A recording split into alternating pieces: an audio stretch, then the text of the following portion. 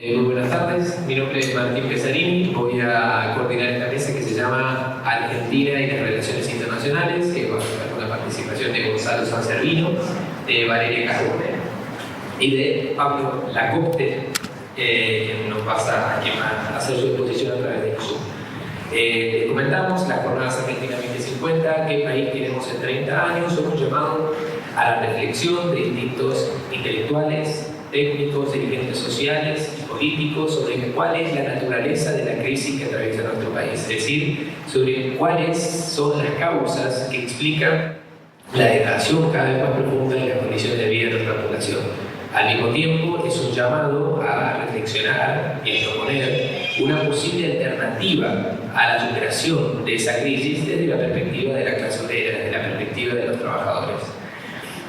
Las jornadas son organizadas por el Movimiento Argentina 2050, que tiene entre uno de sus integrantes a Vía Socialista. Nosotros hemos presentado hace algunos meses ya un boceto, un diagnóstico sobre cuáles son las causas, sobre cuál es la naturaleza de la crisis que atraviesa la Argentina y asimismo un conjunto de propuestas que hoy queremos someter a crítica, al debate y al balance, con el propósito, por supuesto, de enriquecerlas y de debatirlas. La mesa que hoy vamos a desarrollar y que estamos comenzando, como les mencionaba, se llama Argentina y las Relaciones Internacionales.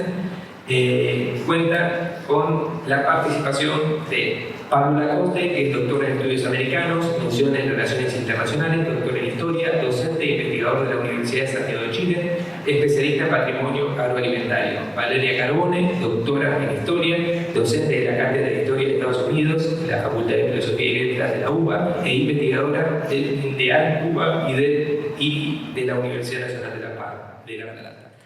Por último, Gonzalo Sanservino, doctor en Historia, investigador de CONICET, docente de la Universidad de Buenos Aires, delegado de ATE CONICET y militante de Razón y Revolución y Vía Socialista.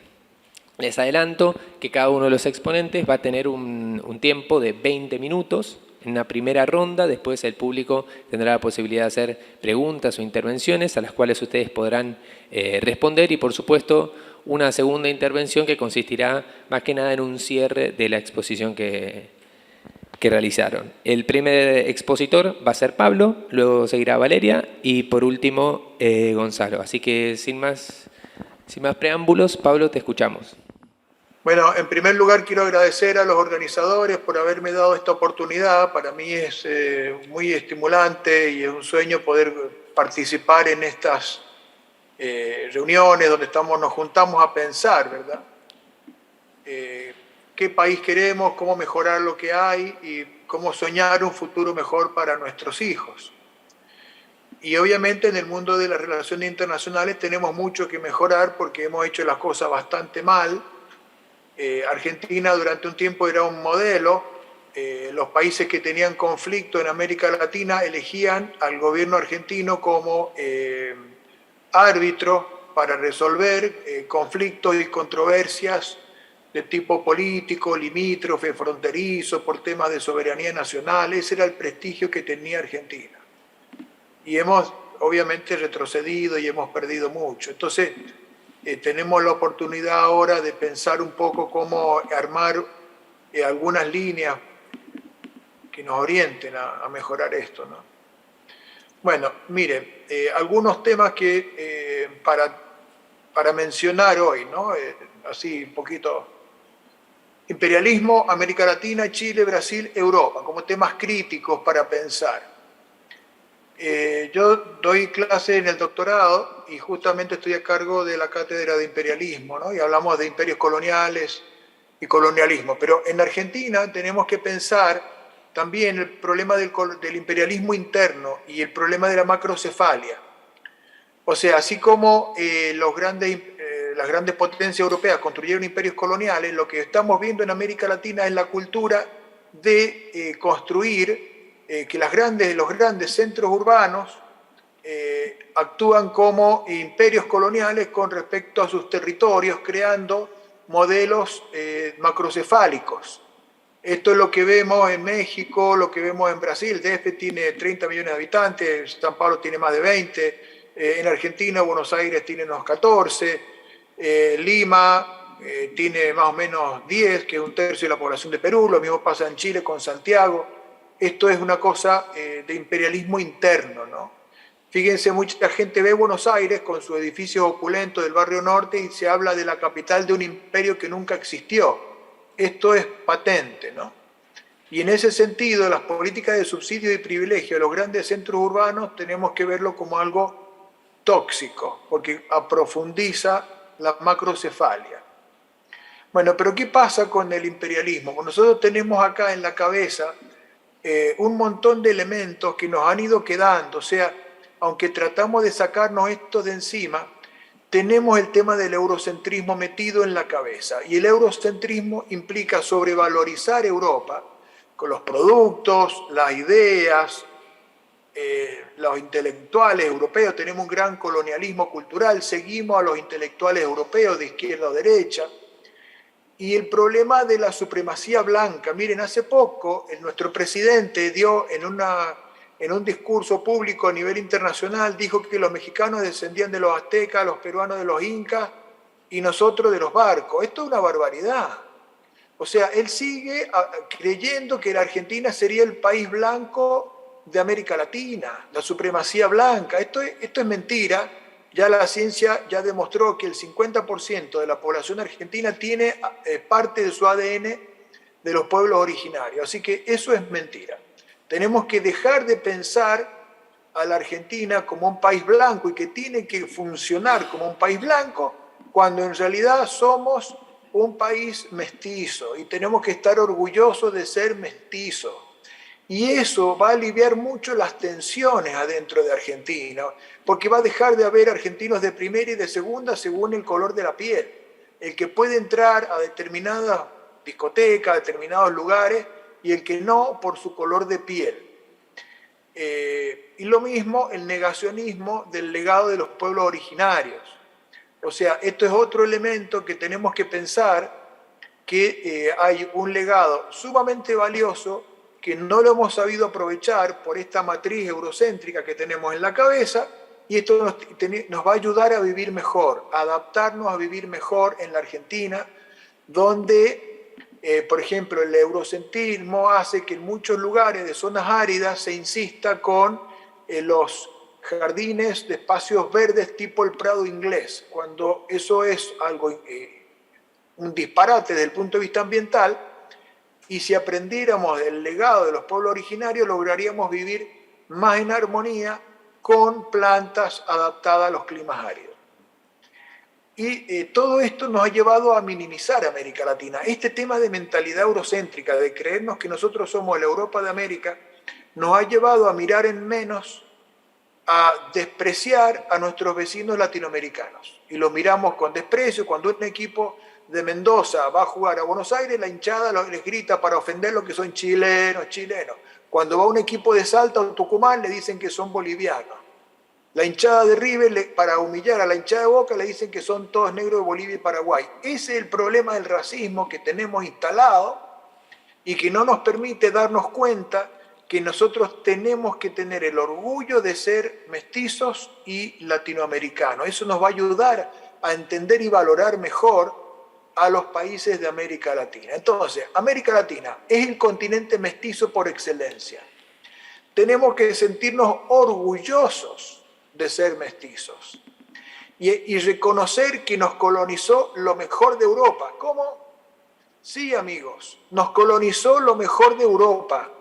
Nos colonizó España, que es el país mestizo por excelencia, porque es el país que surgió del mestizaje de moros y cristianos después de 700 años de estar peleándose, mezclándose, surgió el español. Los españoles no existían antes de la invasión árabe a la península ibérica. Estaban los visigodos. Bueno, muy bien. De esta constante interacción de moro y cristiano surge el español, que es un mestizo. Y ese español vino a colonizar América y nos trajo la cultura del mestizaje. Por eso, a diferencia de lo que pasó en otros imperios coloniales del mundo, donde no se mezclaban, o sea, los holandeses no se mezclaban, los franceses tampoco, los ingleses tampoco, entonces todas las colonias que ellos armaron en África, en Oceanía, en América del Norte, en Asia, no generaron sociedades mestizas. Vietnam no es un país mestizo, es un país donde los franceses fueron como enclave, no se mezclaron con los vietnamitas, hicieron su negocio colonial y cuando se fueron, junto con los norteamericanos. En cambio, acá tenemos este tesoro de lo mestizo y esto tiene que ayudarnos a crear una política exterior sinceramente latinoamericana, reconocer con orgullo que somos mestizos y acá están nuestros hermanos, nuestros aliados naturales. Bueno, unas palabras de Chile. Miren, Chile tiene que ser naturalmente el aliado estratégico principal de Argentina. Tenemos 5.300 kilómetros de frontera. La mitad de las provincias argentinas y todas las regiones de Chile tienen frontera entre sí. Y bueno, y tendremos cosas que aprender de Chile y otras cosas que nosotros podremos compartirles a ellos, ¿no? Ellos han logrado crear la cultura del equilibrio macroeconómico. Esto es un elemento muy importante que sería bueno incorporar en nuestra agenda, la calidad institucional. El Cono Sur hay que verlo como un área compartida. Hay muchísima gente en toda la Patagonia, en toda la zona limítrofe, que se necesitan naturalmente, se complementan. Y a esto hay que añadir todos los elementos de energía, de turismo, de desarrollo. O sea, vamos a vivir mucho mejor si logramos construir una política de integración profunda y sincera con Chile. Con Brasil, algunas ideas con Brasil. Brasil es el complemento natural. Es 5 veces más grande que Argentina, pero obviamente tiene la envergadura para tener una economía más o menos equilibrada con Argentina en cuanto a su forma de funcionamiento. Entonces es mucho más fácil avanzar en la integración. Pero tenemos que tener en cuenta que es urgente avanzar con la coordinación de las políticas macroeconómicas. O sea, tenemos que aprender las lecciones del Mercosur, que se derrumbó cuando al no tener un sistema de coordinación de políticas macroeconómicas, Brasil devaluó y eso condenó a la Argentina al derrumbe. Y el colapso del 2001 en buena medida fue acelerado por la devaluación unilateral de Brasil. Entonces, estas son las lecciones que tenemos que aprender. Hay que crear supranacionalidades y hay que buscar la forma de trabajar de una manera más cercana, más coordinada, establecer confianzas a otro nivel. Hay que avanzar en la integración hasta que duela. Y también estar muy atento a la presión de los intereses industriales internos, porque constantemente las relaciones de Argentina y Brasil se deterioraron cuando llegaban al despacho del presidente de alguno de los dos países los lobistas de algún sector interno, algún interés industrial específico, a pedir que cierren la importación de tal o cual producto porque afectaba sus intereses. Eso es lo que tenemos que prender luces rojas para que eso no pueda ocurrir. No puede ser, porque entonces eso genera una cantidad de distorsiones, se rompen las expectativas, no hay posibilidad de trabajo en conjunto, de emprendimientos binacionales, todo se derrumba cuando los presidentes ceden a las presiones de este tipo de intereses. Con América Latina tenemos que pensar seriamente en crear un espacio económico como planteaba Alberdi. Yo no sé si ustedes conocen la tesis doctoral de Juan Bautista Alberdi, la defendió acá en la Universidad de Chile en el año 42, y él planteó la necesidad de crear una frontera con una aduana única, que sería la aduana exterior para América del Sur. O sea, había que abolir todas las aduanas internas entre los 10 países de América del Sur y sostener únicamente una sola aduana externa.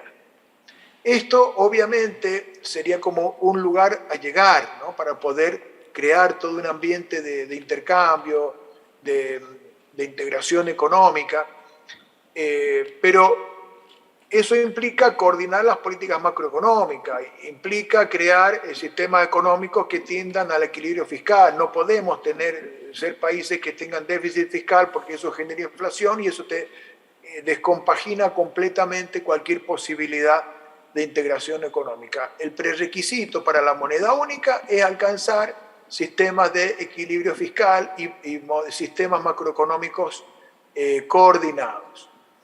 En esto es muy importante tener en cuenta todo el desarrollo que se genera. Fíjense lo que ha implicado la mejora de la calidad de vida para los europeos cuando ellos empezaron a tener moneda única y dejaron de tener aduanas interiores. Eso tuvo, entre otros efectos, promover mucho el desarrollo del turismo. Y el turismo tiene un efecto directo de incidencia en el mejoramiento de la vida de las pymes, de una señora que tiene una posada con 2 habitaciones o una taberna con 2 mesas. El turismo tiene un efecto multiplicador y una capacidad de distribución mucho más eficiente que cualquier otro tipo de actividad económica, sea agrícola, que depende de la tenencia de la tierra, o industrial, que depende de grandes capitales. El turismo no. Y pensemos que, para dar una idea, ¿no? Italia, España y Francia reciben anualmente casi 100 millones de turistas al año. Con $1.000 que deje cada uno, que es mucho más, pero pongamos $1.000, son 100.000 millones de dólares que entran. Y nosotros acá tenemos cifras ridículas. ¿Cuánto tenemos? 8 millones de turistas externos recibimos al año. Entonces, estas son las cosas que se pueden cambiar, ¿no? Tener moneda única, que no haya fronteras interiores.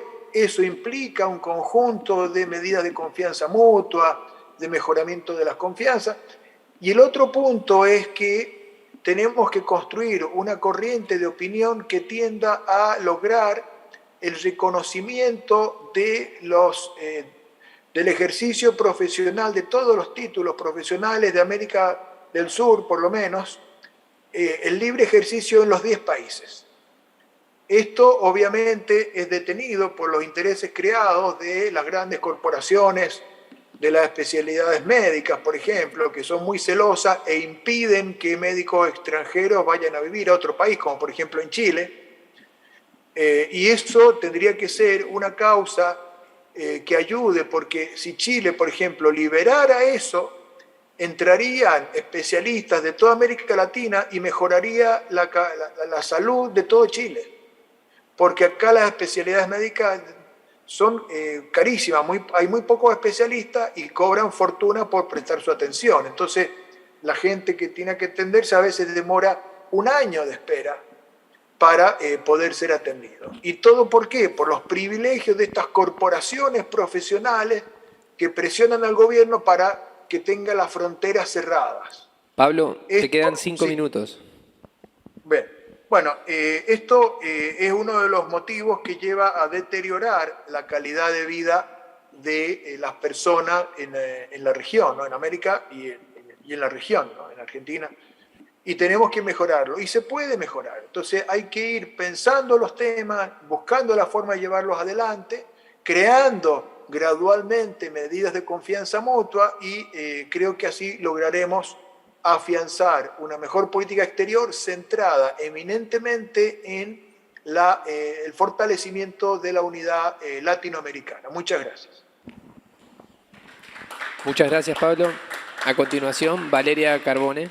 Bueno, primero quería agradecer mucho la invitación. El objetivo de un poco mi propuesta para hoy es tirar algunas ideas que tienen que ver más que nada con la relación de Estados Unidos con la región, de la relación de Estados Unidos con Argentina y viceversa, porque una de las cosas que voy a proponer para que después sigamos discutiendo es tratar de ver el ida y vuelta de esta relación un poco, ¿no? Y ver, entre otras cosas, una de las cosas que se está hablando mucho sobre los Estados Unidos en las últimas décadas es Estados Unidos está en crisis, cuándo se viene la caída de los Estados Unidos, pero me parece que algo que nos está faltando como región es, bueno, un poco ciertos consensos sobre cómo se posiciona América Latina ante esa crisis y ver si tenemos que empezar a distinguir entre consensos y acuerdos, ¿no? Y tratar de definir un norte para la región, porque en este caso coincido con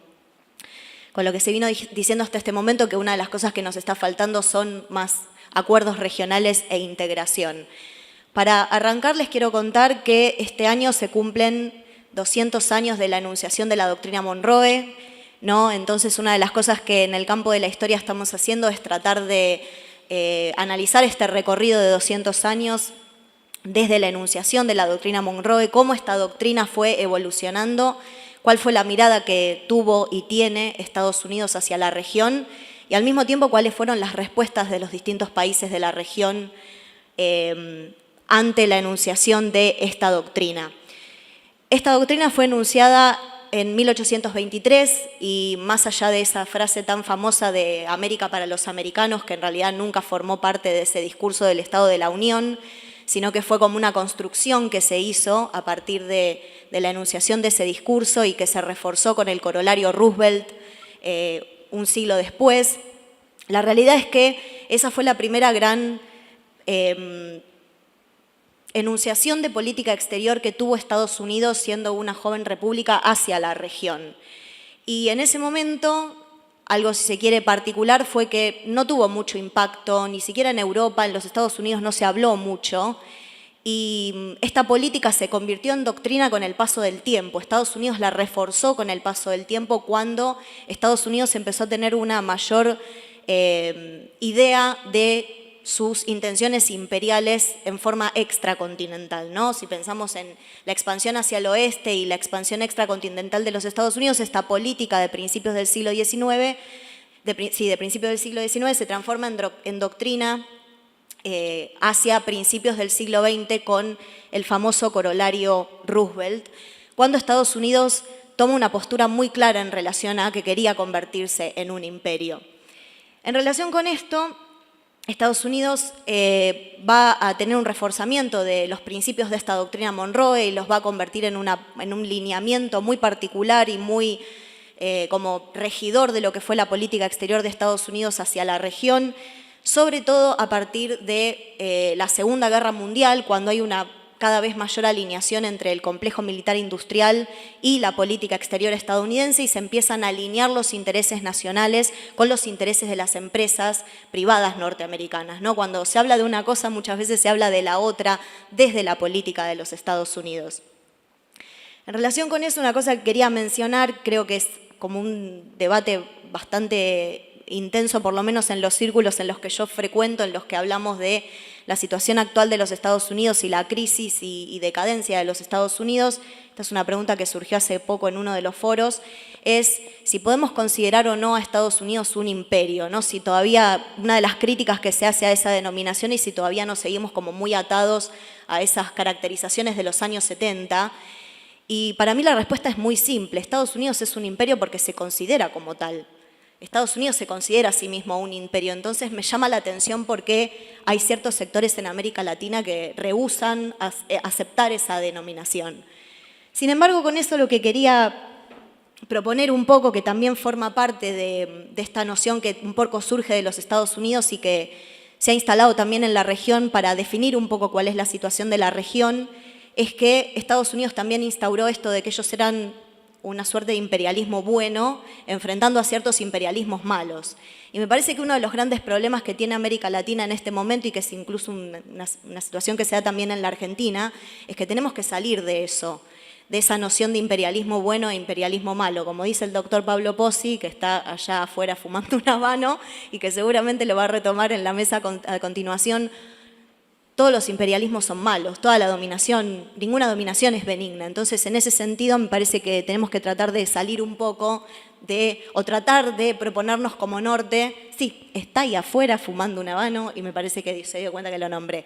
Me parece que tenemos que tratar de nosotros también salir de esa lógica hasta donde se pueda y con las maniobras que tengamos de si tenemos que elegir un imperio por sobre el otro.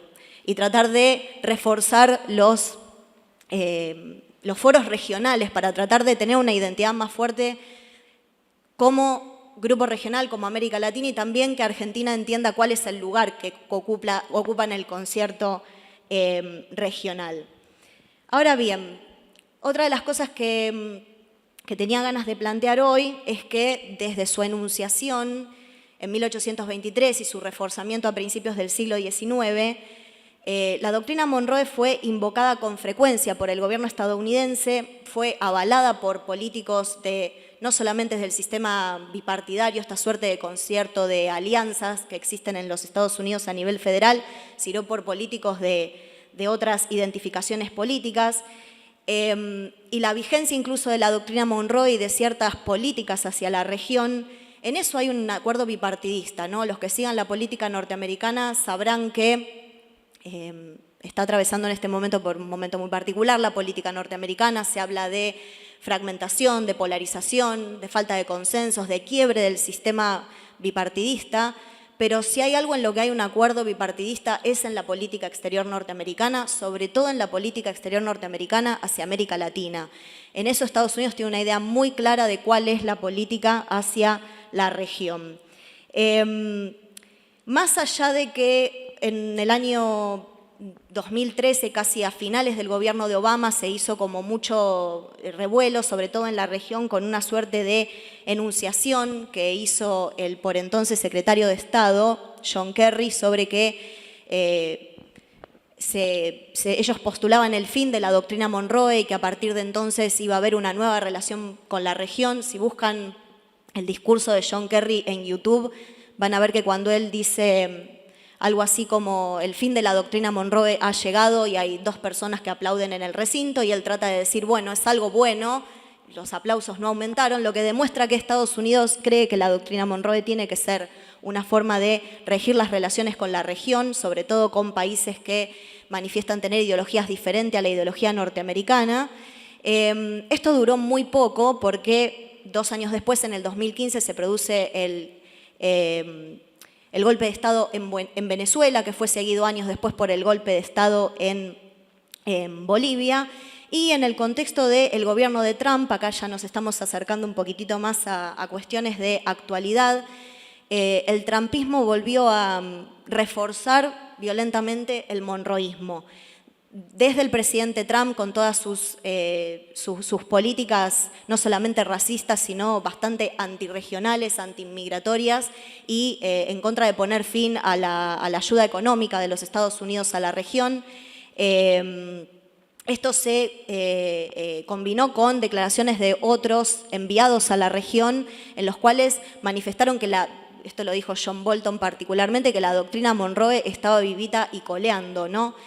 Entonces, lo que sucedió a partir de eso, más allá del rechazo regional a lo que se vio como una reorientación de la política norteamericana, que en realidad no fue así. La verdad es que si hay algo en lo que Estados Unidos ha presentado una gran continuidad, incluso entre el gobierno de Obama, Trump y Biden, es una continuidad de la política exterior hacia la región, es que hubo un reforzamiento de los principios de la doctrina Monroe, sobre todo ante el crecimiento de la presencia de China en la región. Hoy por hoy China es el principal socio comercial, sobre todo de los países sudamericanos, y es parte activa de la política norteamericana tratar de contrarrestar esa presencia, sobre todo económica, pero la realidad es que Estados Unidos en este momento no está en condiciones de prestar la misma ayuda que prestó en otros momentos o la misma ayuda que China está preparado para prestar, entonces apela a otras formas de presión para tratar de recuperar los espacios perdidos. Bueno, y con eso nos encontramos con la administración actual. El gobierno de Biden ha tenido básicamente una política de continuidad con gobiernos anteriores, no solamente en lo que hace a la doctrina Monroe, sino en las políticas de ayuda hacia la región, en las políticas de presiones y sanciones económicas y sobre todo con el tema que más preocupa a los Estados Unidos en relación a la región, que es la política migratoria. La razón es que la política migratoria de los Estados Unidos es un tema que es tratado como un tema de política exterior, pero que tiene relevancia de política doméstica, por lo que implica la cuestión de la migración, no solamente desde el punto de vista de seguridad nacional, desde el punto de vista económico, pero sobre todo desde el punto de vista retórico. Otra de las cuestiones que se plantea bastante y que se planteó sobre todo con el cambio de gobierno, cuando asumió Joe Biden, era cuál era la relevancia que tenía América Latina cuál era la relevancia que tenía América Latina para la política exterior de los Estados Unidos, y muchos de los analistas en la región parecemos coincidir que el lugar de América Latina en la agenda norteamericana es absolutamente marginal ante otras cuestiones que están pasando a nivel mundial, ya sea la guerra en Ucrania, la guerra comercial con China, la situación en Medio Oriente. Habrán visto que ayer se anunció un acuerdo entre Arabia Saudita e Irán y la bandera que estaba detrás de los presidentes era la bandera china. Eso es algo que demuestra la pérdida de influencia de los Estados Unidos en una región que es muy importante para los Estados Unidos. Y con eso, a pesar de que América Latina no tiene un lugar prioritario en la agenda de política exterior de los Estados Unidos, no deja de tener importancia porque, en referencia a lo que mencionaba antes, América Latina es un territorio en disputa desde el punto de vista de los Estados Unidos por la presencia de otros poderes hegemónicos. O sea, Estados Unidos no dejó de ser un hegemón en la región, pero dejó de ser el único. Entonces, Estados Unidos tiene un interés muy grande en recuperar esos espacios perdidos. Dentro de la región, la realidad es que la Argentina ocupa un lugar incluso marginal. Las principales preocupaciones de los Estados Unidos están en la situación en Venezuela, la situación en Cuba, la situación en Centroamérica, por cuestiones económicas y de política migratoria. Después está la situación de Brasil, que es el país no solamente más grande, sino económicamente que puede recuperar su lugar de potencia. Chile, incluso antes que la Argentina. Entonces la Argentina incluso como que está un poco aislada de ese concierto de naciones y la principal preocupación de los Estados Unidos con relación a la Argentina es la situación de la deuda y la situación económica, en donde incluso la Argentina aparece como un poco alejada y incluso como que desentona en relación al avance de los restantes países de la región. En ese sentido, como mencionaba, quería hacer una mención, una cosa que les quería leer, esta situación de que a pesar de que América Latina tiene un lugar regional un poco marginal en la agenda de política exterior norteamericana, no deja de tener una importancia geoestratégica muy relevante. Hace unos días atrás, la jefa del Comando Sur dio una entrevista para un canal colombiano y dijo lo siguiente. A ver si encuentro la cita por acá. Creo que me la anoté en algún lado. A ver, denme un segundo. Ok. Ella lo que mencionó fue lo siguiente, ¿no? La entrevista venía a cuento de cuál era la importancia justamente que tiene América Latina para los Estados Unidos. Y ella contestó, ¿por qué esta región es importante? Con todos sus ricos recursos y elementos de tierras raras, esa es una de las razones. Aquí está el triángulo del litio que es necesario para las tecnologías modernas. El 60% del litio del mundo está en el triángulo del litio entre Argentina, Chile y Bolivia. Tienen las mayores reservas de crudo ligero dulce descubiertas frente a las costas de Guyana hace más de un año. Tienen los recursos de Venezuela también con petróleo, cobre, oro. Tenemos el Amazonas con el 31% de las reservas de agua dulce del mundo que se encuentran en esa región también. Es algo fuera de serie. Creo que hay mucho en juego y tenemos que hacer mucho. Esta región es importante.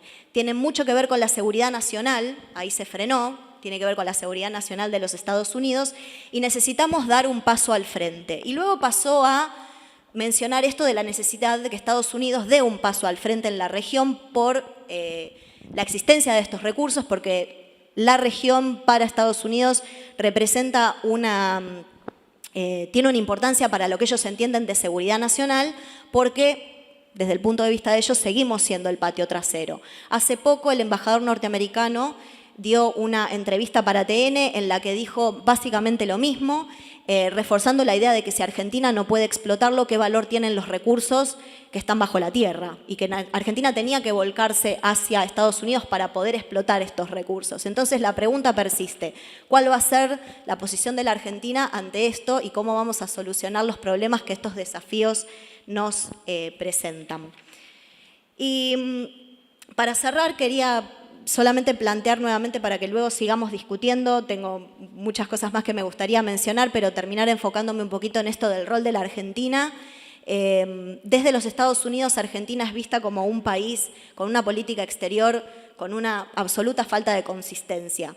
Y no solamente me refiero a falta de consistencia desde un gobierno al otro, sino desde lo que se dice públicamente y lo que se hace en las negociaciones de los Estados Unidos.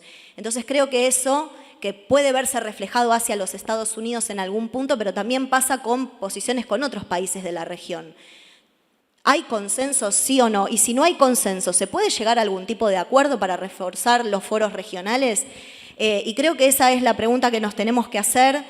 Si la Argentina y los demás países de la región quieren empezar a reforzarse y adquirir otro tipo de relevancia y autonomía, tenemos que tratar de llegar a algún tipo de acuerdo regional en el cual nos permitamos plantarnos un poco más como bloque frente a las potencias, ya sean regionales o extrarregionales. Un poco la pauta de esto empezó a verse en la Cumbre de las Américas de 2022, en donde algunos países de la región presentaron un frente común hacia los Estados Unidos y el retiro de las invitaciones a ciertos países de la región. Pero, sin embargo, incluso en ese foro, y Argentina siendo el presidente de la CELAC, Argentina fue uno de los últimos países en presentar una posición al respecto. Entonces, en ese sentido, me parece que consistencia y apuntar a una mayor integración regional entiendo yo, debería ser uno de los primeros nortes de la Argentina para reforzar su situación política y geoestratégica. Muchas gracias. Bueno, yo preparé una reflexión también sobre cómo encara la Argentina sus relaciones exteriores, centradas sobre todo, cuando charlamos la mesa, habíamos hablado, bueno, de que Pablo se centre en Chile, que es el país donde él está viviendo y también sobre el que trabaja, Valeria Estados Unidos, y a mí me quedó China, cada uno más o menos de lo que maneja.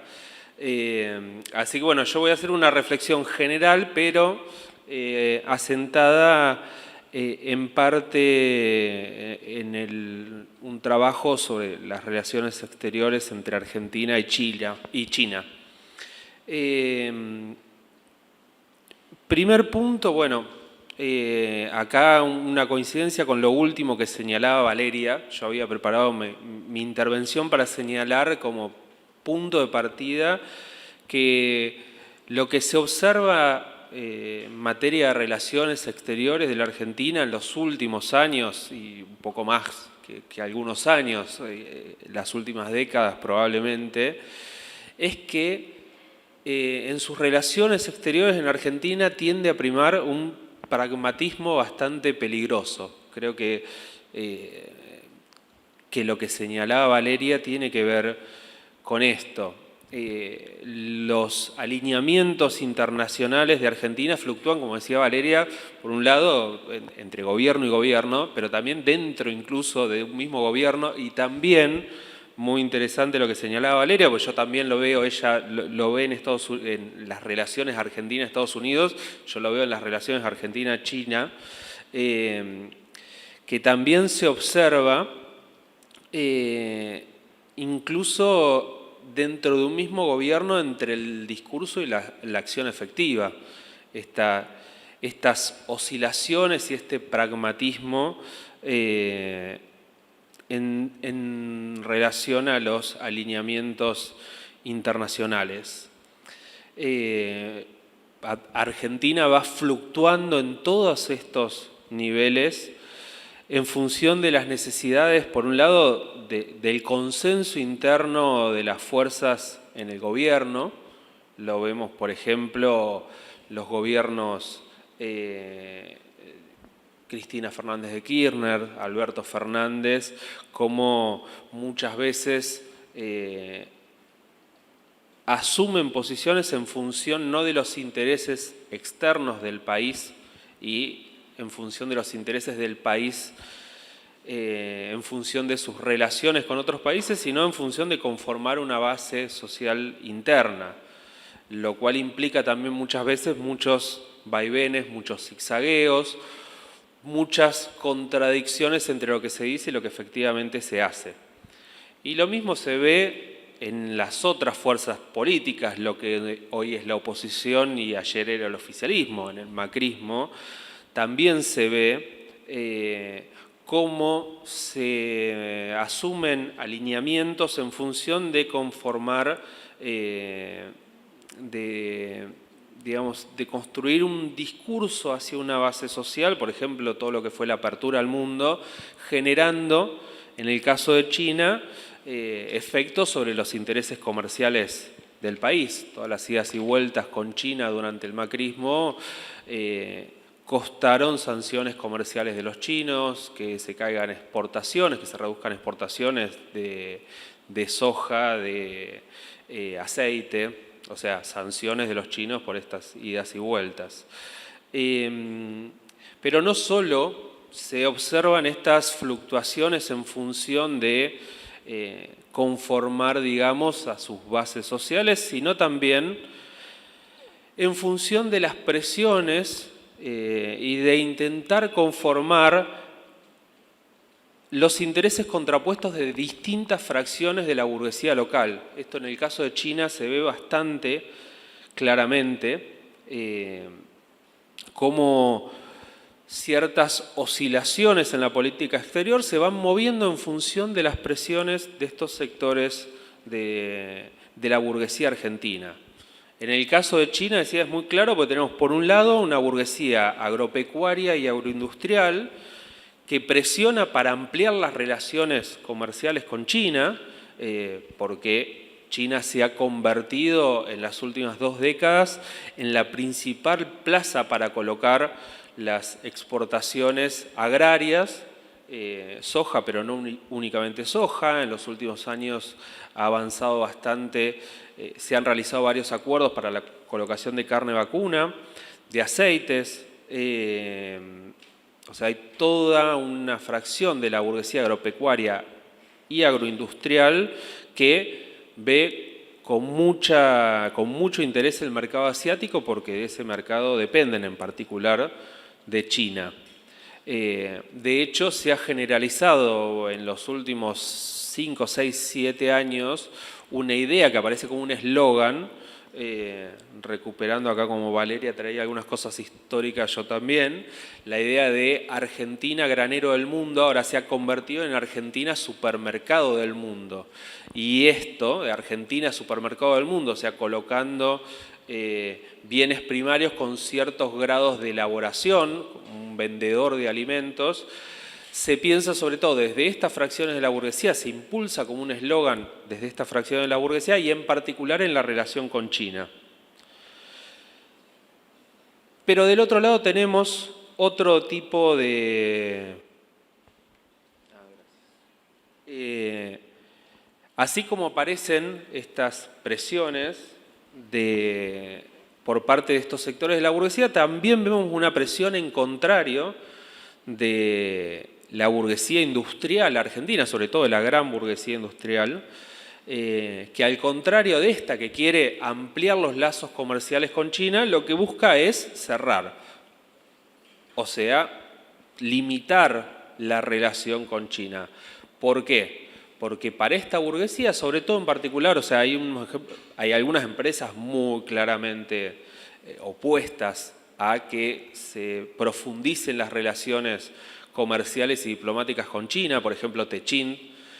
Y acá el problema para esta burguesía es que la relación comercial con China, la exportación de productos primarios, presupone muchas veces el ingreso de bienes industriales. Bueno, lo mencionaba Pablo también en relación a Brasil, las presiones de ciertos sectores industriales en la Argentina para que ciertas relaciones no se profundicen porque ingresan productos industriales a precios mucho más competitivos que los que puede replicar la industria argentina, y entonces esta industria, esta burguesía industrial nacional y también extranjera que opera en la Argentina. Hoy Techint es una multinacional, pero dentro del mercado local tiene este comportamiento proteccionista porque básicamente si ingresa el acero chino, no solo a la Argentina, sino a América Latina, barre con el negocio de Techint, porque los chinos venden a precios mucho más baratos. Entonces vemos una presión, un lobby contrario al de los sectores agropecuarios para tratar de mantener a raya a los chinos. ese lobby domina la Unión Industrial Argentina. En cualquiera de las dos alternativas en relación a China tienen consecuencias negativas para el país. La línea de profundizar las relaciones para garantizar la colocación de productos primarios o productos primarios con algún grado de elaboración es lo que ha llevado a que la Argentina tenga desde hace bastantes décadas un déficit de balanza comercial con China muy importante, que tiende a ampliarse en ciertos momentos. A su vez, es una relación que en muchos sentidos replica las viejas relaciones de Argentina e Inglaterra de principios de siglo. Argentina importa productos con muy poco, exporta bienes con casi nada de elaboración, muy poco valor agregado, mientras importa bienes elaborados, bienes industriales, algunos de alta tecnología. O sea, es una relación que consolida de alguna manera una estructura productiva donde tiene un peso muy fuerte y ha tenido históricamente en la Argentina un peso muy fuerte el sector primario.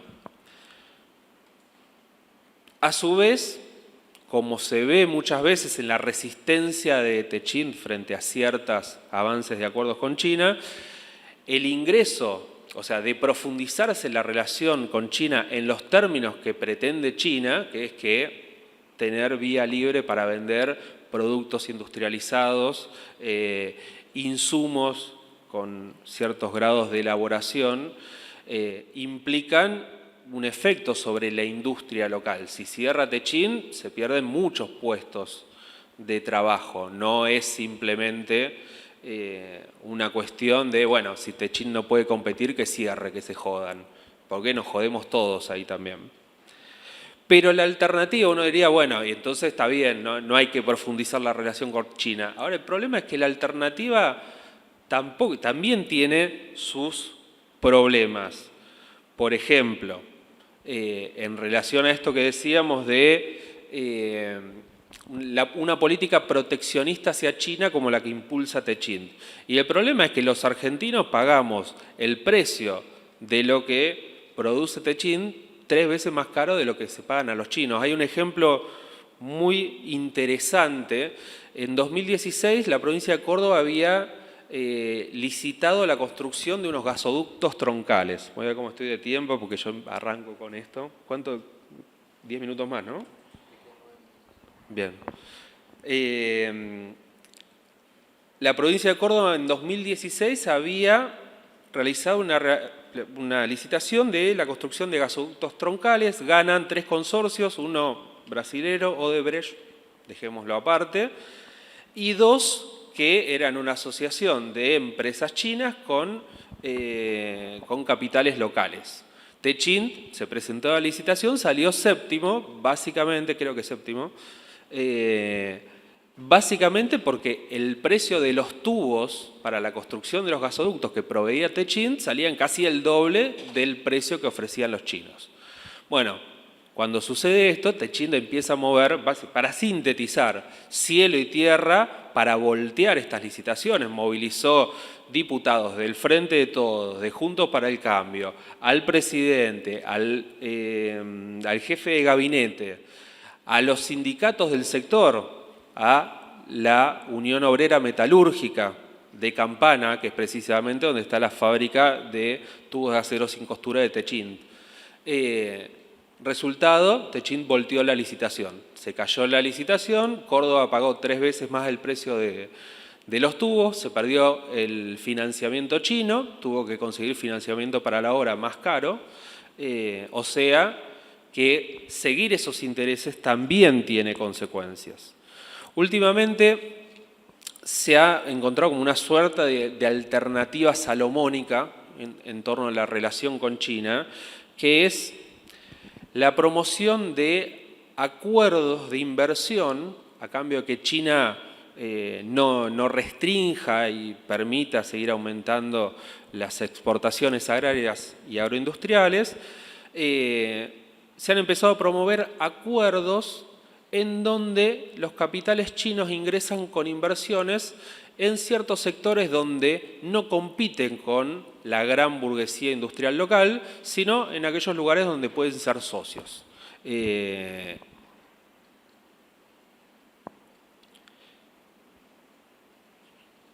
El problema con este tipo de acuerdos es que también acá los acuerdos se firman en función de, no de los intereses generales de todo el país, sino de ciertos sectores particulares, ya sea políticos o económicos. Por ejemplo, un acuerdo muy promocionado y muy discutido también es el acuerdo que se firmó hace 2 años, por la cual, a cambio de la instalación de granjas porcinas para abastecer a China de carne de cerdo, nosotros, la Argentina, recibe inversiones para la construcción de unas centrales nucleares llave en mano. Un acuerdo que tenía muchas cosas que todavía aún no se saben o que todavía se están discutiendo. Este acuerdo está en veremos, se firmó hace 2 años y todavía no se ha avanzado nada. 5 minutos, perfecto. Que implican, por ejemplo, que se acuerdan construir centrales nucleares sobre la base de una tecnología que no es... Argentina es un país que produce reactores nucleares, que construye y exporta reactores nucleares. Las centrales chinas utilizan otra tecnología. La primera pregunta que uno se haría acá es, bueno, va a haber, usan otra tecnología, otro combustible. ¿Se consideró la forma en que se integraría esto o simplemente se firmó el acuerdo y punto? No conviene pensar si Argentina no podría construir sus propias centrales nucleares a partir de la tecnología que la Argentina exporta. Las granjas de cerdos tienen muchos cuestionamientos ambientales, por las enfermedades que pueden llegar a ocasionar. Bueno, pareciera que acá otra vez prima la improvisación y prima en la política exterior un pragmatismo, como decía al principio, peligroso. Sobre todo porque en este tipo de acuerdos, más allá de estas consideraciones, hay otras más, lo que está en el fondo de este acuerdo y lo que está también en el fondo de la relación con China, sobre todo en los gobiernos peronistas, kirchneristas, es que se termina condenando al país a importar tecnología cuando nuestro horizonte debiera ser producirla. Ya voy cerrando. Una propuesta, con los 5 minutos que me quedan, para cómo deberíamos pensar las relaciones internacionales.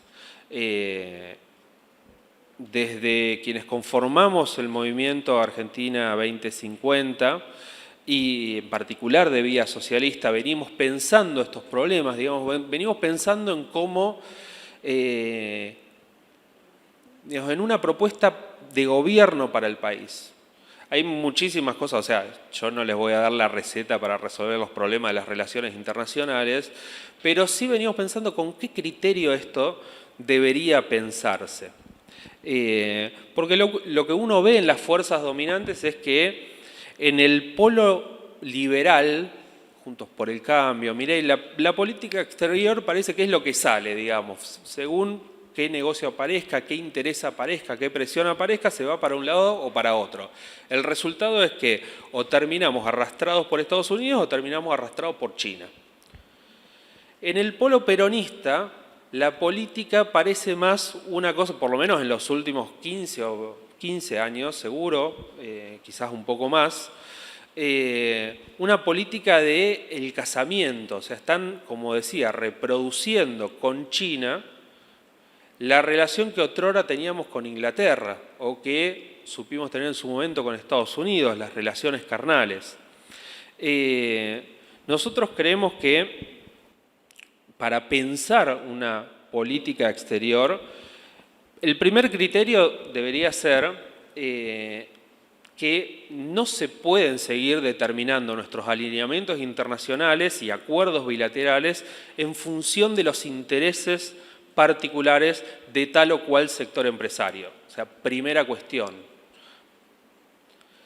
Los alineamientos internacionales deberían pensarse en función de los intereses generales del conjunto del país y de sus potencialidades de desarrollo futuro. O sea, obviamente eso no va a pasar mientras sigamos teniendo gobiernos que responden a tal o cual sector empresario o que intentan conformar a todos dando lugar a esta política exterior caótica, contradictoria, como yo decía, pragmatismo peligroso. O sea, un día van para un lado, un día van para el otro. Ya voy cerrando.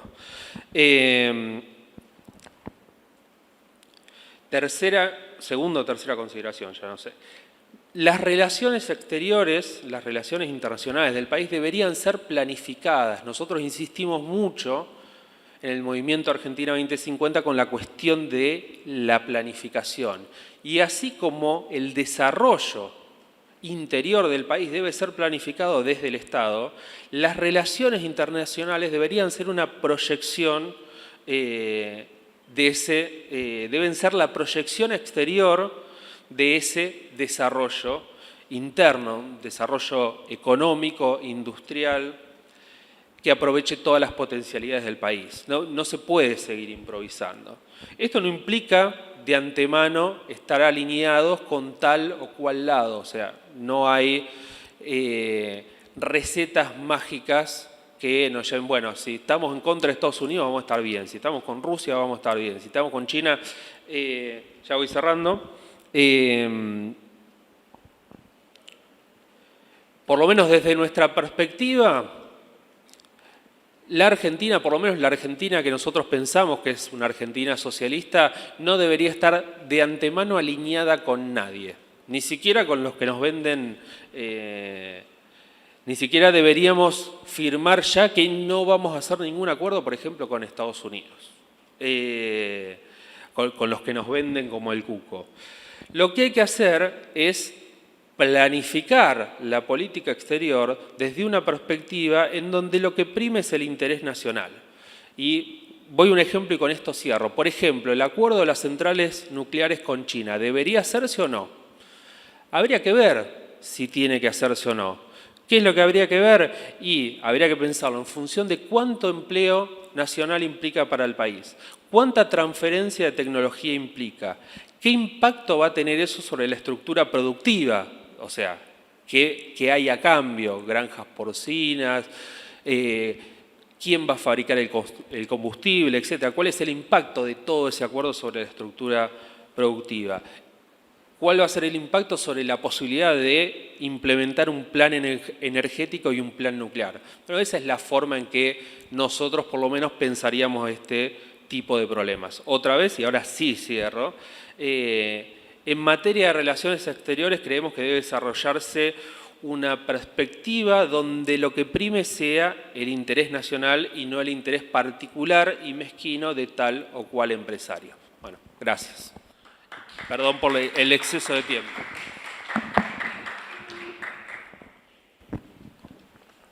Bueno, muchas gracias Gonzalo, muchas gracias Valeria y muchas gracias Pablo por escuchar. Ahora abrimos la oportunidad a que los oyentes realicen sus preguntas o alguna intervención o algún comentario de interés sobre las exposiciones que escuchamos. No, una pregunta más que nada para Valeria, que me quedó una duda. Quizás igual lo fuiste desarrollando ya a lo largo de tu exposición, pero me quedó quizás una duda en relación a esto de que si Estados Unidos, esta discusión, ¿no? Si es un imperio o no es un imperio, y en el sentido de que si lo es porque así lo percibe la política norteamericana, digamos, en Argentina eso, ¿cómo lo veríamos reflejado, digamos, ¿no? ¿Qué acciones podríamos ver en Argentina que las podemos leer desde Estados Unidos como acciones imperialistas, digamos, si es más la cuestión de esto de la extracción de los recursos naturales o la cuestión económica con el tema de la deuda y demás. Si quisieras desarrollar ahí un cachito más esa parte. Bueno, yo tengo varias dudas en realidad. Trato de reconstruirme el esquema. Se tocó el tema Chile como país fronterizo con el cual uno tiene que desarrollar una mayor asociación, teniendo en cuenta que Chile ya tiene una política de asociación directa con Estados Unidos, una política internacional mucho más estable en el tiempo, como planteaba Pablo, tiene una política macroeconómica más estable y ligada a ciertos mercados, quizás hasta desacoplada del subcontinente latinoamericano, digamos así. Por otro lado, Argentina o la política peronista en general ha sido la de mirar a Brasil como principal socio comercial desde el lado de una cierta articulación en alguna que otra rama de la industria como la automotriz y también la exportación de alimentos. O sea, digamos, ahí pensando en la cuestión regional, yo tengo ciertas dudas en lo que hace a la posibilidad de integración regional en función de una moneda económica, teniendo esta doble vara. Yo veo como una contradicción. No sé si es una contradicción en el sentido de la larga duración, pero en el corto plazo veo que integrar el Mercosur va en detrimento de una asociación económica con Chile. Es decir, no veo que la burguesía chilena o el gobierno de Chile, cualquiera que sea, en el mediano o corto plazo, esté dispuesto a asociarse con Argentina, que a priori se le presenta como un obstáculo para sus intereses, y que Argentina esté dispuesta a romper o desacoplarse de su vínculo con Brasil, que tiende al continente, tiene un mercado más asegurado, para acoplarse a una alianza, digamos, atlántica-pacífica de alguna manera. Eso por un lado. Después, el lugar de Estados Unidos en ese rol, yo personalmente no registro que la política de Estados Unidos sea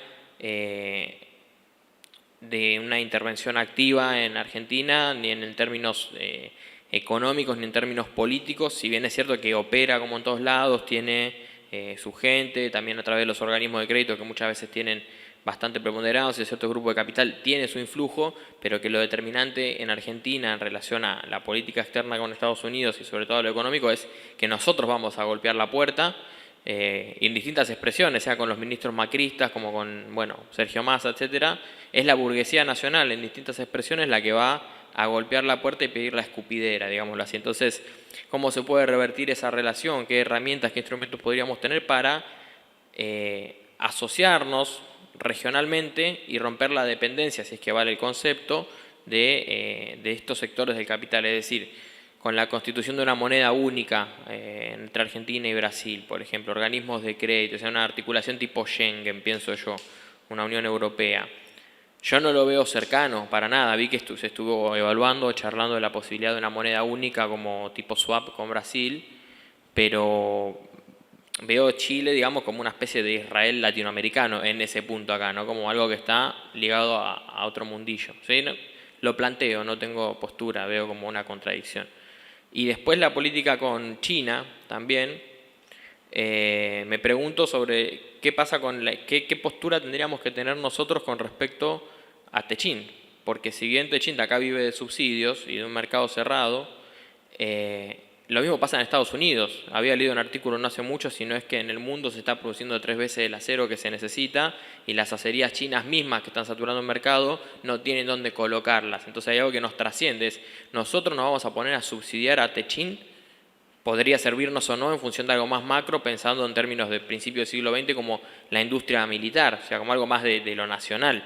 Pero ahí estaríamos en parte retomando un programa nacional, ¿no? Un programa de la industria que garantiza en un mundo donde el mercado se fracciona ante un nuevo reparto de potencias, nos encontraríamos defendiendo una industria nacional, un sector del capitalismo o asociándonos como Estado. Y por otro lado, un punto que no se tocó, pero a mí me genera ciertas dudas, es el tema del alineamiento internacional en función de la compra, me fui muy largo, perdón, del equipo militar, que ahora está el tema de Ucrania muy sobre la mesa y toda la industria armamentista, pero que parece que hay problemas logísticos y técnicos muy importantes y graves en función de la compra del equipo. A vos te pueden impugnar miles de millones de dólares. No sé, si mañana Chile cambia la alineación, Estados Unidos le voltea a todos los F-16 y no pueden funcionar más, y tienen la flota de aviones más grande de Sudamérica. Entonces, ¿qué política en función más de lo político-militar tendríamos que tener? Nada, eso. A ver, yo escuchaba recién a Gonzalo y mi reacción inicial era ¿y cómo se come todo esto? Digo, pequeño detalle, ¿viste? ¿Cómo lo hacemos? Mi segunda reacción es, a ver, ¿en qué país no se pelean los diversos intereses para que se logre primar lo propio por encima de lo que pueden ser intereses colectivos o nacionales? Y entonces a mí me llamaba la atención algunas cosas. Una es que en época del gobierno de Alfonsín, o sea, del 83 en adelante, hubo una política exterior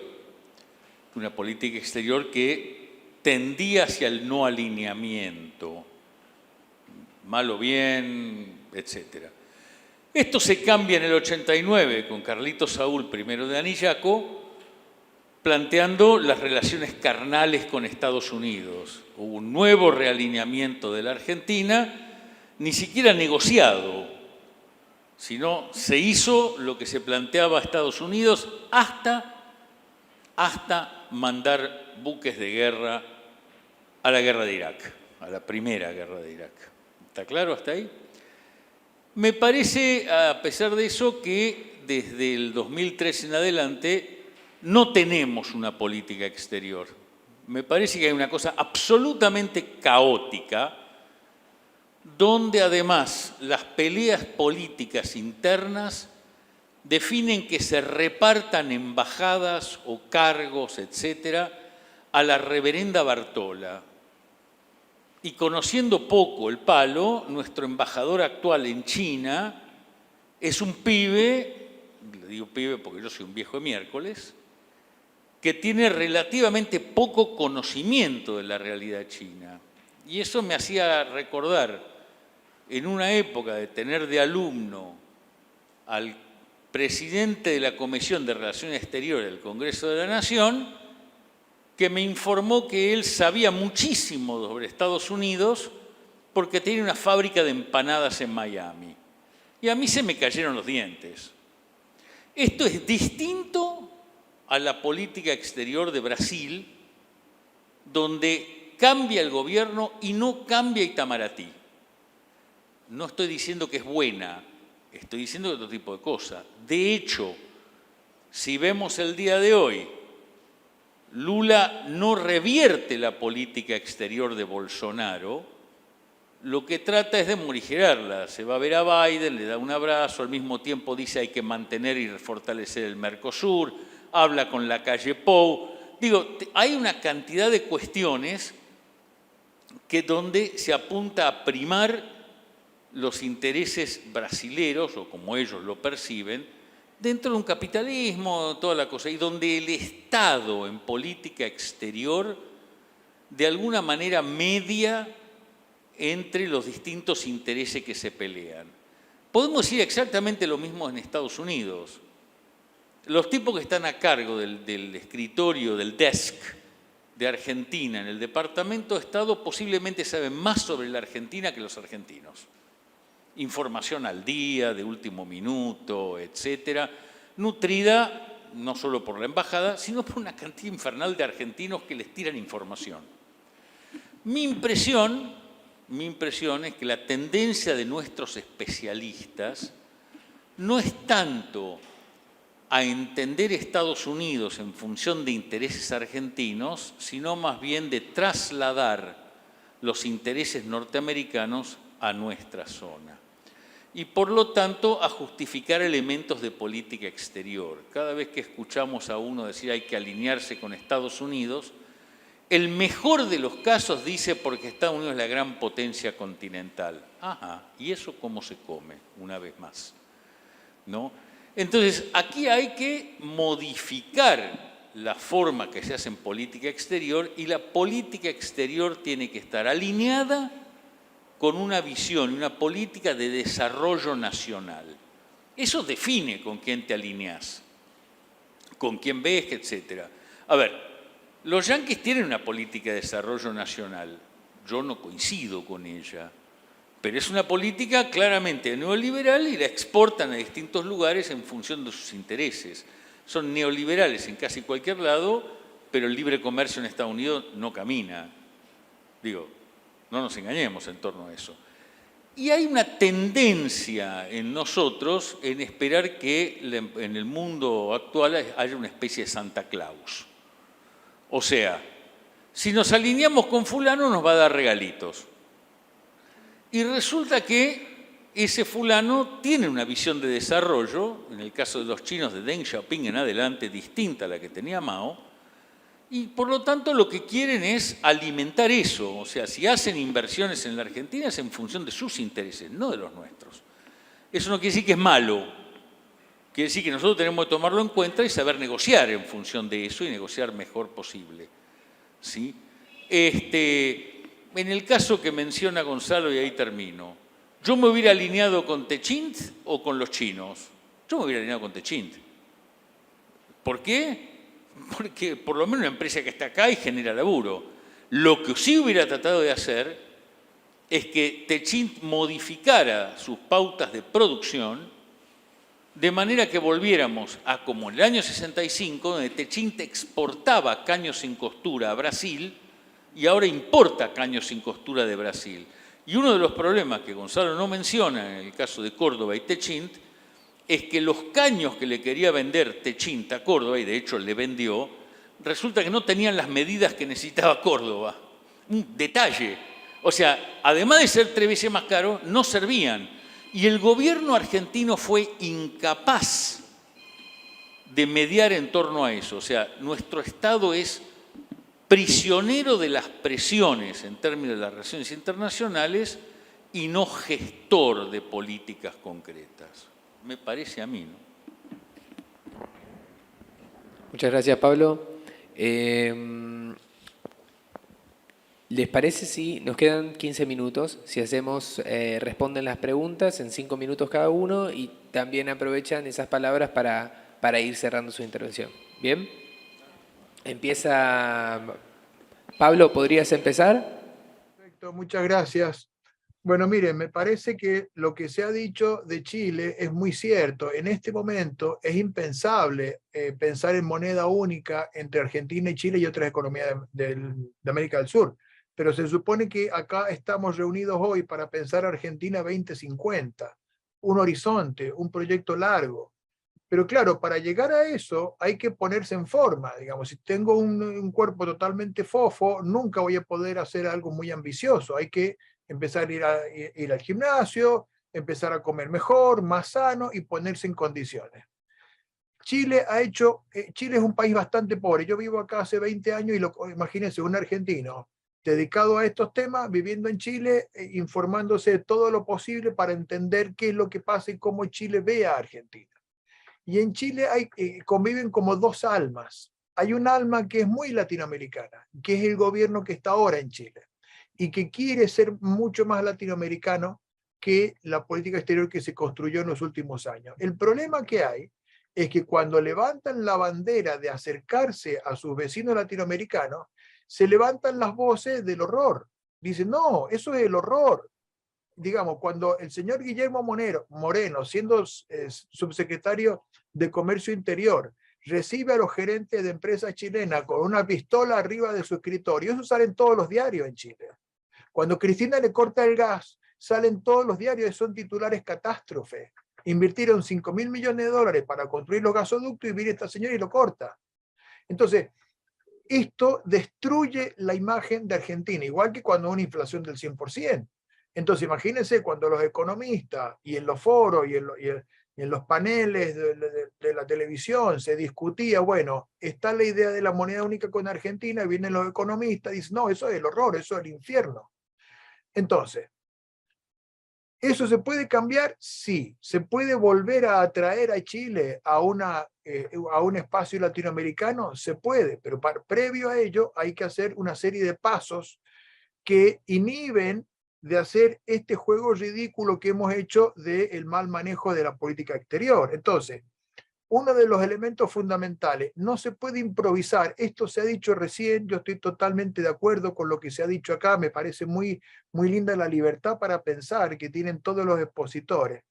No se puede improvisar con la política exterior, no pueden ser clubes de amigos, que Macri y Piñera arman el Prosur, que los K con sus amigos Chávez arman el ALBA o arman el UNASUR.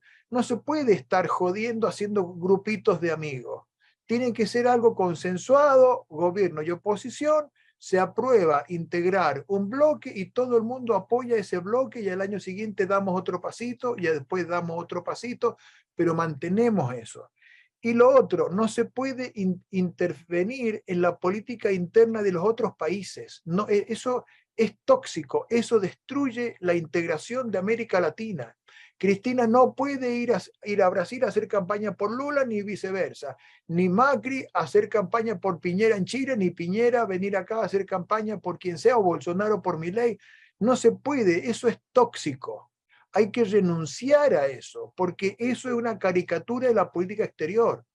Nunca vamos a construir la unidad latinoamericana si no renunciamos a los clubes de amigos, a la improvisación y a manipular la política exterior para objetivos de política interna de corto plazo.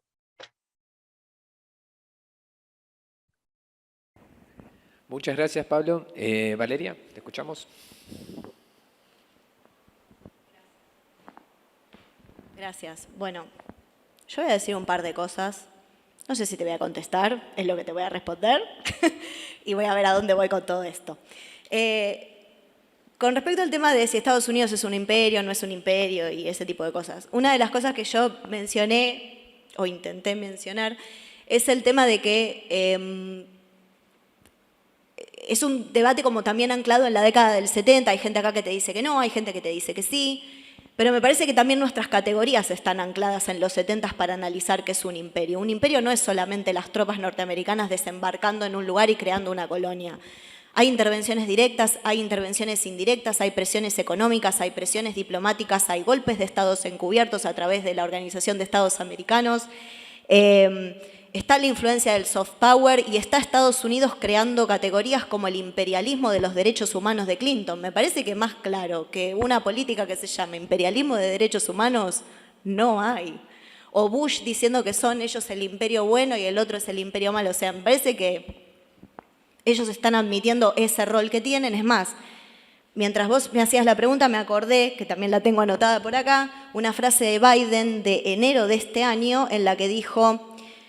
Rememorando, dice, en mi juventud se solía hablar sobre el patio trasero de Estados Unidos. América Latina no es el patio trasero.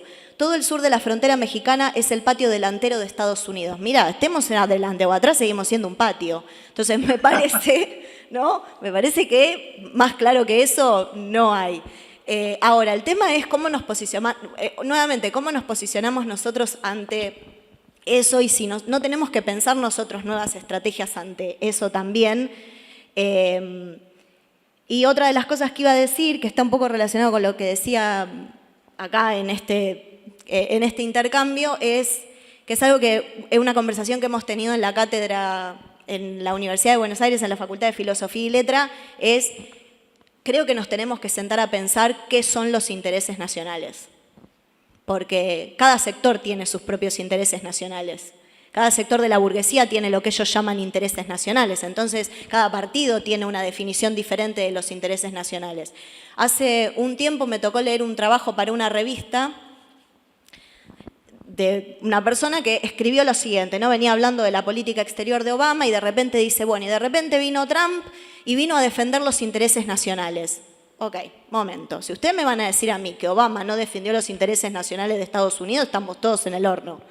¿Quién los defiende? ¿Uno o el otro? No, los dos defienden diferentes intereses nacionales. Entonces, me parece que lo primero que tenemos que hacer antes de defender intereses nacionales es definir qué queremos decir con eso y hacia dónde queremos ir y los intereses nacionales de quién.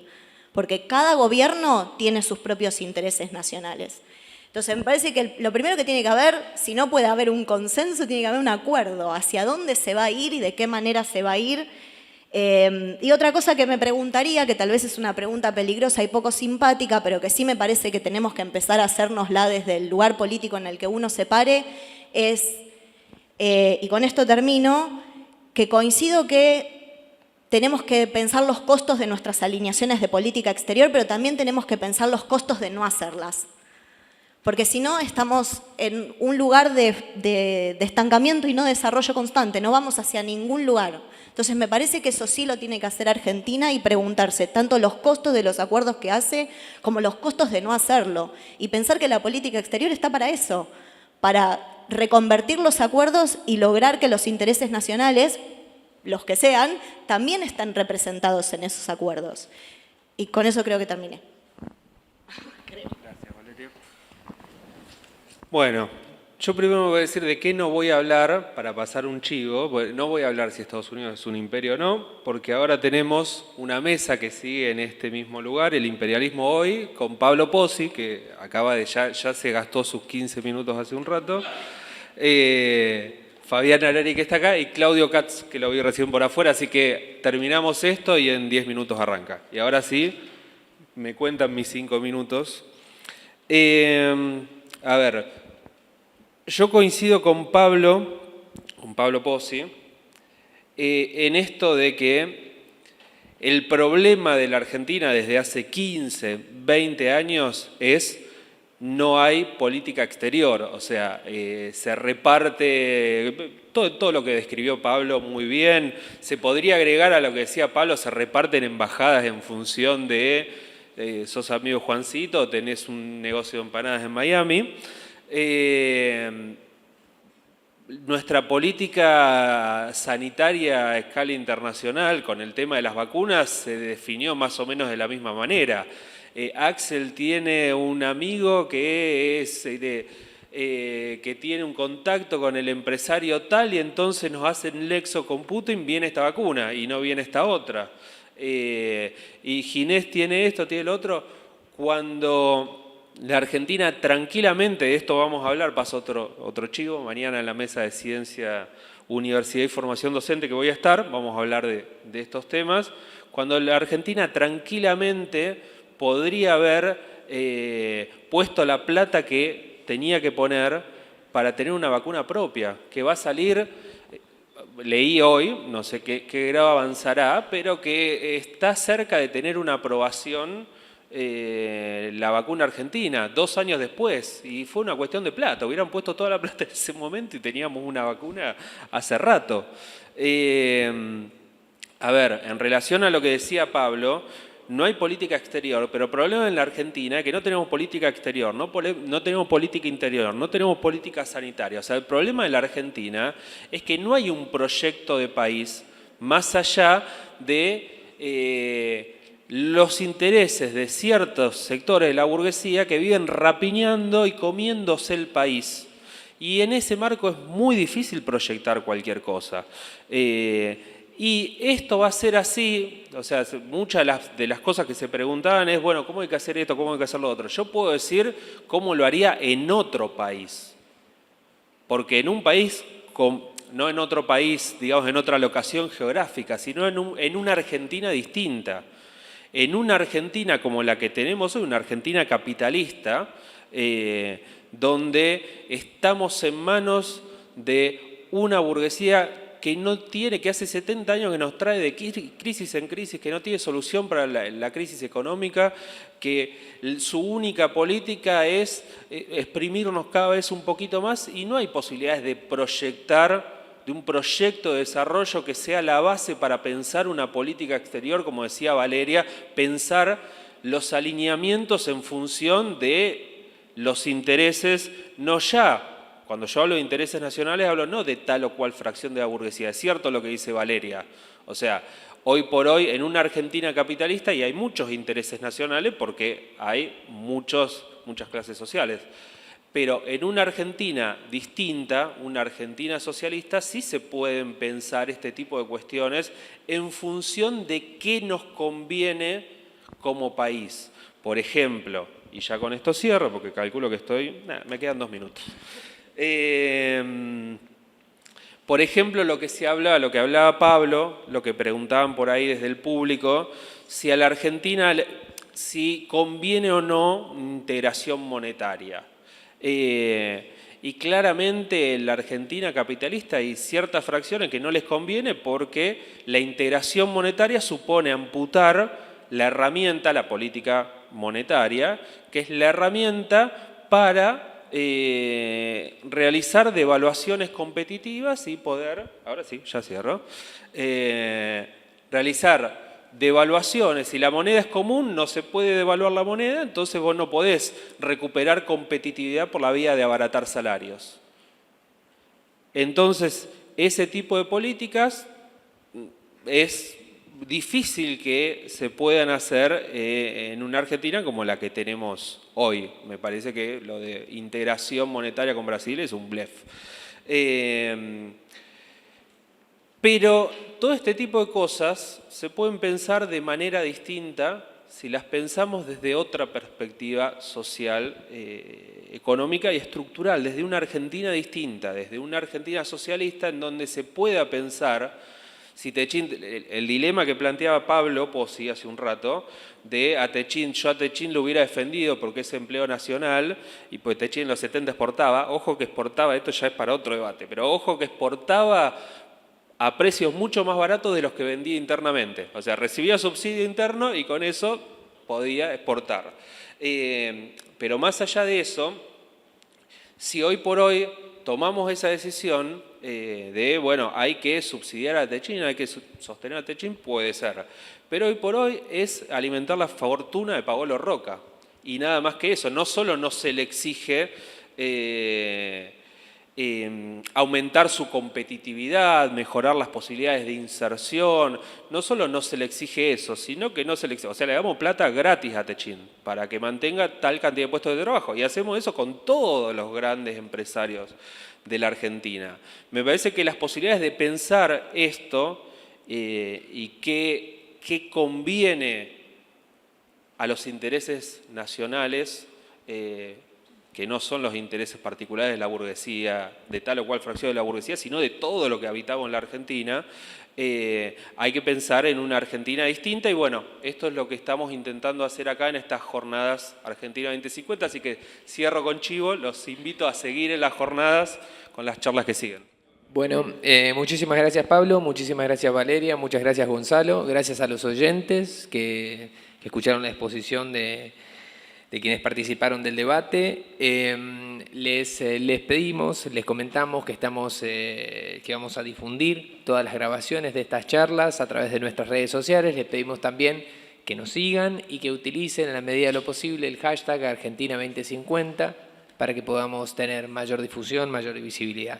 Asimismo, los invitamos, por supuesto, a las mesas que van a tener lugar el día de hoy, de 17 a 19, crisis del sistema educativo argentino, el imperialismo hoy, en este mismo lugar, cómo enfrentamos la crisis energética, y de 19 a 21 horas, el cierre de la jornada, que es cómo superamos la crisis económica, diagnósticos y perspectivas, de la cual va a participar Claudio Lozano, Bernardo Kosakov y Eduardo Sartelli. Mañana domingo, 12 de marzo, nuevamente las jornadas se extenderán entre las 10 de la mañana y las 21 horas. Bien, muchas gracias.